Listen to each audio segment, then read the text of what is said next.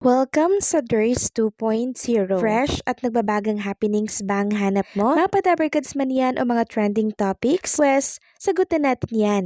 Kaya naman isubscribe nyo na ang ating channel para sa mga nagbabagang balita everyday.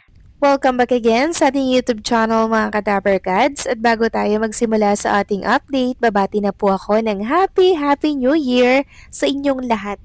At wag nating kalilimutan magpasalamat sa Diyos na lumikha. At bilang pagsalubong nga po sa taong 2026, meron pong panalangin ang TV5. Sabi dito, maraming salamat po sa 2025. Handa na po kami sa iyong mga plano para sa amin sa 2026. Panginoong Diyos, salamat sa taong 2025. Maraming pangyayari ang dumaan ngayong taon at nagpapasalamat kami dahil ikaw ang nagbigay sa amin ng lakas mula simula hanggang dulo. Pinagdarasal din namin ang mga kapatid na magdiwang ng bagong taon mamaya naway ilayo mo kami sa kapahamakan sa pagsalubong ng bagong taon. Samantalang, replay naman po ulit ang napanood nating Itbulaga kanina. Ito yung time na sumugod sa Cavite State University ang Itbulaga at namahagi po ng blessing sa mga estudyante. Marami po nilang natulungan dyan mga kadabarkads. Kaya hiling ko sa pagpasok ng 2026, mas maraming advertisers pa ang makuha po ng Itbulaga para mas marami nilang matulungan gamit ang kanilang programang Itbulaga. At reminders lamang po mga kadabarkads para po dyan sa mga pupunta sa Quezon Memorial Circle. Pre-admission po yan, makakasama si Alan Kay at ang iba pang mga stand-up comedians. Siyempre, andyan din po ang Kamekazi, Glock 9, Angeline Quinto, and Dachu Worms. And marami pa pong iba mga kadabarkads. Kaya makisaya and maki-countdown tayo dito sa Quezon City. Samantalang next topic naman, ito po ang ating mga dapat abangan na inihanda po ng TV5 para yan sa mga pasabog ngayong darating po na 2026. Sabi dito, subaybayan ang 6 na pelikulang ipapalabas sa Cine 5 TV5 simula ngayong January 2. Maki-binge watch na ngayong Biyernes with Gomborza 8:30 p.m. sa Cine 5 Primetime. So ito po yung mga inilatag na pasabog ng TV5. January 2, Gumburza. January 5 naman, Penduko. January 6, Babae at Barel. January 7, Maledicto. January 8, Hindi Tayo Pwede. At January 9, Confidential Assignment 2 International. So ito po yung mga abangan natin mga kadabarkads.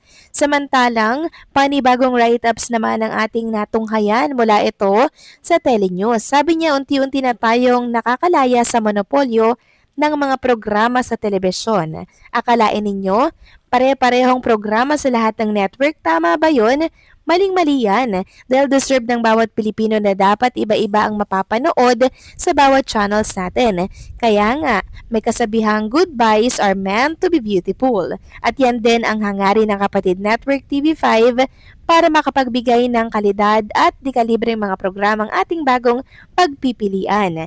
Ilan sa mga programang babandera sa TV5 ay ang The Kingdom, Magkabilang Mundo, My Best Friend Elman, A Secret in Fog, The Good Doctors, Project Lucky, Magic Boys, Artist Academy, Isayaw Mo, TikToks, at ang pinakaabangang interactive game show ng bansa hatid ni Mr. Willie Revillame o Kuya Will ng Willionario. Siksik at liglig talaga ang mga bagong programa ng TV5 na tsak naming inyong aabangan at tututukan mula umaga, tanghali, hapon sa prime time at maging sa late night. Samantalang sa mga nag-aabang po ng live ng Itbulaga mga kadabarkads, meron po tayong nasagap na balita. So, ang Itbulaga po ay nakaschedule to air live tomorrow, Thursday yan, January 1, 2025.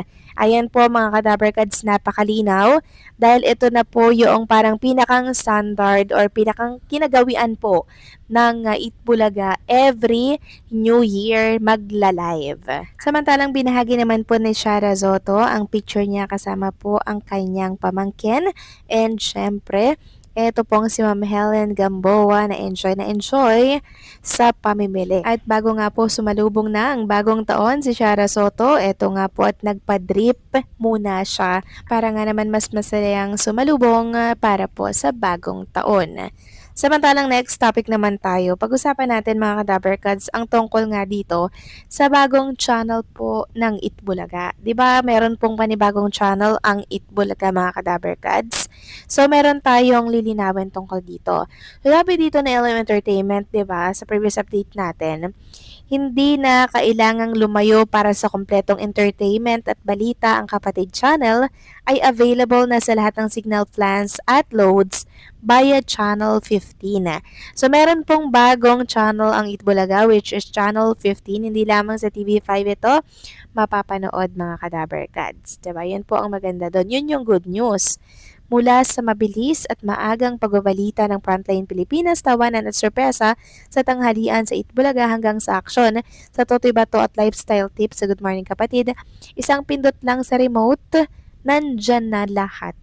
So gusto ko lang i-congratulate ang Itbulaga syempre kasi merong panibagong channel na dumagdag para sa kanilang programa. Malaking tulong ito syempre sa kanila pong ratings. And I'm sure masaya din po ang TVJ at ang mga Dabarkads sa balitang ito. Okay, wala pong ibang lilipatan ng Itbulaga mga Kadabarkads, kundi madadagdagan pa nga po ito lalo ng channel sa Channel 15. So mabuti na po yung malinaw mga Kadabarkads kasi mamaya maguluhan po ang lahat na isipin. Diba? Na lumipat na palang Itbulaga, wala na sa Channel 5, still mapapanood pa rin natin ang Itbulaga sa Channel 5 at the same time, pwede ring mapanood sa Channel 15. At sa paglipas po ng panahon at pagdaan po ng taon mga Kadaberkads or mga taon, pwede pang mas madagdagan po ang mga channel na pwedeng mapanooran ng naturang noontime show. Hindi po yan imposible since kumikilos na rin po si Mr. MVP